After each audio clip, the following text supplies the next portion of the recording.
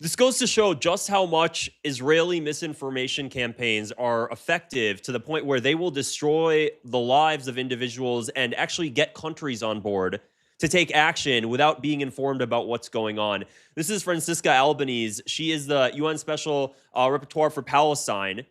And she went out publicly at the Al Jazeera forum. Actually, the where I spoke last week, she gave a speech. She wasn't there in person. She spoke. They had her Zoom in, Zoom call in, and she gave a speech that I'm about to show in a second, where she talked about how the system of the corrupt elite is the common enemy of humanity. And I'll show you that entire thing without the whole, none of it edited out, so you can hear it for yourself. After she said that, Israeli psychopaths, sorry, the Israeli mob. This would be a good time to show actually my disclaimer here. This is not intended to promote hate towards any group of people, X, Y, and Z. Cool. Now that I said that, after she stated that, the Israeli mob went after her. They edited the clip and they stated that she says that Israel is the common enemy of humanity. After they pushed that edited clip out, the Israeli, all of these Israeli influencers, governments and foreign ministries started calling for Francisca Albanese's resignation of her UN position because of an edited clip of something she never said, which is that Israel is the enemy of humanity. She never said that. They misquoted her. They spin things around. And then governments, without even trying to fact check, which is the weirdest thing to me, we have foreign ministries no longer fact checking anything anymore.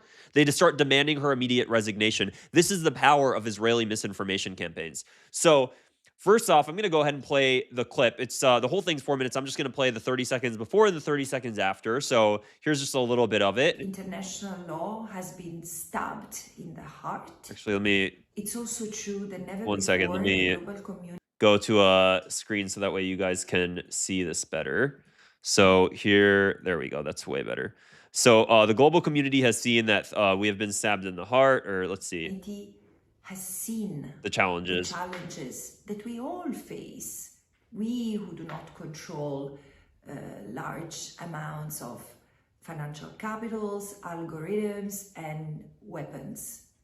We now see that we as a humanity have a common enemy, and freedoms, the respect of fundamental freedoms, is the last peaceful avenue, the last peaceful toolbox that we have to regain our freedom. There we go.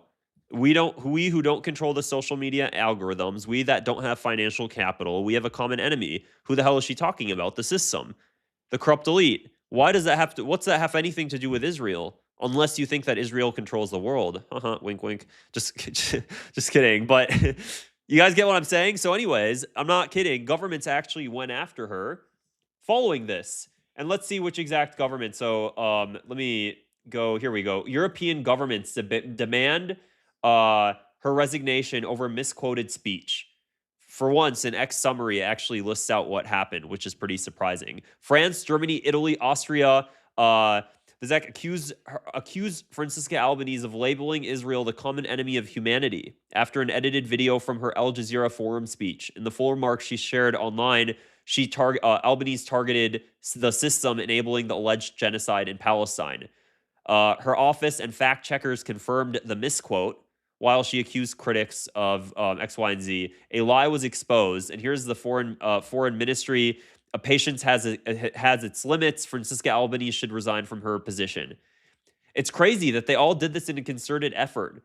Statement of the Ministry of Affairs, and they're basically calling on the United States. Such rhetoric does not contribute to de-escalation. On the contrary, it deepens tensions and undermines confidence in in the impartiality of the UN system.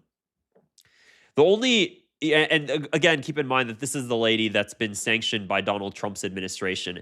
The only thing that this lady has done wrong is support the lives of Palestinians. Because she has supported the lives of Palestinians, the world is going after her. So I actually met her in person. I don't know if I told you guys this previously. When I was on the flotilla to Gaza, I didn't go all the way. I did halfway. I'm Palestinian, so they don't really let you go all the way. If you are, I stopped in Tunisia. And when we stopped in Tunisia, we went from Barcelona to Tunisia. Netanyahu ordered a drone strike on the boat that I was on. And he ordered a drone strike on the boat. This was, I can't remember, one of the first 3 days of in Tunisia. We were docked in Tunis, and the drone strike hit our boat in Tunis. The video went, I've shared the video before, definitely. It's on my Instagram account of the drone strike on the boat. It was like they basically tossed a fire incendiary device from the drone onto the flotilla. We were on the top deck, and nobody was hurt, luckily. Francisca Albany, she lives in Tunisia. The second that the drone strike happened, the government of Tunisia lied publicly, stating it was a cigarette that caused the fire, until my video, because I managed the security cameras, caught the actual drone dropping the fire incendiary device. Francisca Albanese was one of the first people to come to the dock. One of the first people to come to the dock. And actually, she was the person who broke out the truth of it, because I'm the one who sent her the video of the drone strike, and she shared it on her X account, and then the video of the drone strike on the flotilla boat went viral. That's what happened. And I remember, the reason I'm bringing this up is because she is one of the most kind people I've ever met in my entire life. The second I pulled up the video, I had no idea, like, she had no idea who I was, but somebody grabbed me from the flotilla and said, "Francisca, you have to talk to Wally. He manages the security cameras on the boat." She immediately gave me a hug. She was just like, she was surrounded by people trying to interview her. And she immediately, I sent her the video, and she went out and shared everything publicly. And she has only stood by the truth all the way, up until now. She's always stood by the truth. And simply for supporting Palestinians not wanting to be slaughtered, we have the Israeli mob going after her, pushing heads of government to attack her. For what? For what? Genuinely, for what? We have Donald Trump sanctioning her, destroying her life. The best way to destroy somebody's life is through sanctions, which is why we use sanctions to cripple economies, because it leads to regime change operations. You're sanctioning somebody for what? For standing up for Palestinians, for calling out companies that are implicit in the genocide against Palestinians, and that's enough to sanction this poor lady. So that's kind of that's really what's going on here. And she said publicly she's not going to stop. She's going to keep speaking up as long as she has her voice. She's not going to stop. She's going to keep going at it. I hope that, I hope things change. I just feel really bad because people don't realize how crippling sanctions are when you sanction a person with the US dollar as the reserve currency. She can't open bank accounts. You can't even get a debit card. You can't purchase anything under your name. So you're basically completely reliant on a loved one to do all of those things for you. And they also make it very difficult on the loved one to be able to do that. Because, a lot of the times they try to sanction the entire family, and they'll try to make it illegal for the loved one to assist in any way. So they're basically trying to make you become homeless. Homeless on the streets is basically what the United States is aiming for when they sanction somebody. And it's mainly reserved for people like criminals, not somebody that's standing up for Palestine. But, we live in a lawless world now, so as long as you support Israel, you're on the safe side, and everybody else, they're screwed. That's really it for this video, guys. If you found it interesting, I'd appreciate it if you click the subscribe button below. Also, if you want to see more of my videos and you can join as a member. It's only like $5 a month, and you get to see member-only videos I do every single day as a daily recap. So if you like this and you want to see more, make sure to join as a member. Otherwise, I will see you